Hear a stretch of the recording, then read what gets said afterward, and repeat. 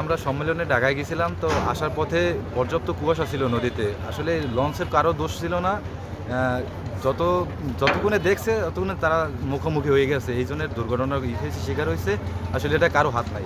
কিন্তু হতাহতের ঘটনা দেখছেন কি? হতাহতের একজন আর কনফার্ম ছিল জায়গা থেকে, আর অ্যাক্সিডেন্ট ইনজুরি হয়েছে অনেকেই। এর মধ্যে শোনা গেছে যে 3-4 জন নাকি মারা গেছে আর কি, মেডিকেল নেওয়ার সাথে। কিভাবে দুর্ঘটনার ঘটছিল? দুর্ঘটনা তো ভাই কুয়াশার জনিত কারণে, প্রচুর কুয়াশা ছিল নদীতে। আসলে লঞ্চদের তাদের কোনো দোষ না, আসলে বিষয়টা এত পরিমাণ কুয়াশা যে ফোকাসে ধরেই না। আমরা তো সবাই মূলত টায়ার ছিলাম, তো সম্মেলনে আসছি, সবাই ঘুমাইছিলাম। তো রাত্রে 2টার দিকে এই ঘটনাটা হয়েছে। আমরা শব্দের আলাপ পাইছি, পরে বাইরে দিয়ে যে লঞ্চের গায়ে মাইরে দিয়েছে।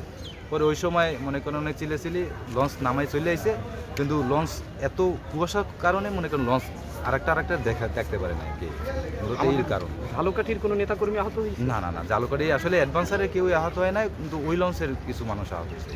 নিহত হয়েছে ঠিক কয়জন আপনি ধারণা করেন? নিহত ওই স্পট ডেট একজন আর কি, আর ইনজুরি ছিল অনেকজন, তার ভিতরে হয়তো 2-1 জন কিছু হইতে পারে।